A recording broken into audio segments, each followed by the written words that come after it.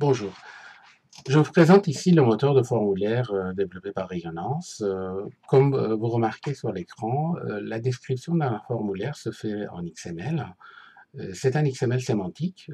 Cela veut dire que les informations qui se trouvent dans le fichier XML correspondent aux sémantiques de métier sur lesquelles on travaille et ce n'est pas un fichier technique avec des éléments qui ont un nom technique incompréhensible pour un utilisateur final. L'information qui est stockée dans le moteur de formulaire est directement exploitable par des outils tiers.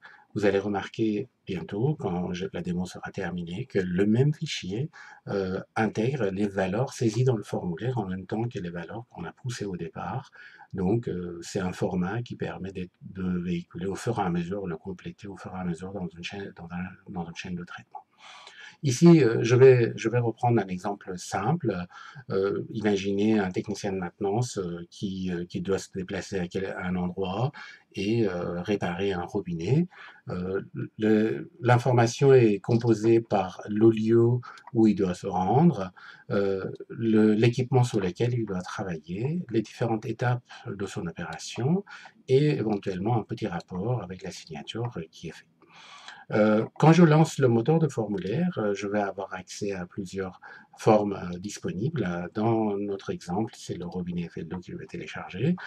Imaginez que tout ça, c'est dans une chaîne de traitement beaucoup plus large. Ici, on fait juste à titre d'exemple.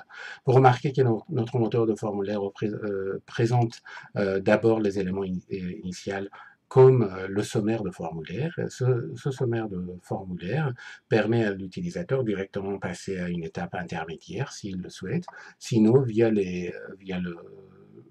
éventuellement un swipe ou clic direct sur les éléments, il peut accéder à l'information suivante.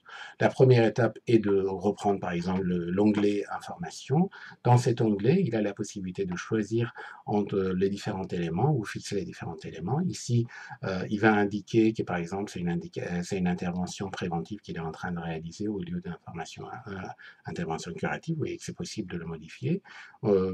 Il va choisir la date d'intervention, par exemple le 27, et il va choisir l'heure d'arrivée. Si ce n'est pas fait au préalable, il a la possibilité de le fixer ou éventuellement indiquer l'heure précise. Voilà notre composant particulier que nous avons développé pour indication. L'adresse est donnée ici. S'il voit par exemple une erreur, il a la possibilité de le modifier. Par exemple, hein, c'est juste, je fais une petite correction, même si c'est pas vrai.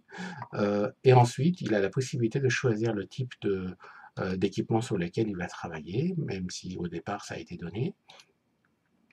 Et là, les différentes étapes de son opération, imaginons qu'il a choisi de faire juste ces deux-là, ça veut dire qu'il n'a pas fait un dépose, et c'est terminé. Et voilà. Et à ce niveau-là, il a la possibilité de à nouveau fixer une date, c'était le 27, la date de passage. Et à ce niveau-là, il a la possibilité de mettre une signature, comme quoi il est passé. Et voilà, on peut revenir en arrière, sauvegarder notre formulaire. Et le résultat est sauvegardé. À ce niveau-là, on a la possibilité de le consulter. J'en prends un autre que j'avais déjà préparé au préalable, c'est juste pour vous montrer la différence. Vous voyez qu'on a la possibilité de récupérer les valeurs saisies directement dans le formulaire et éventuellement voir les modifications qu'on a effectuées sur le formulaire, par exemple les différentes étapes qu'on a fixées. Voilà une petite démonstration de notre moteur de formulaire. Merci de votre attention.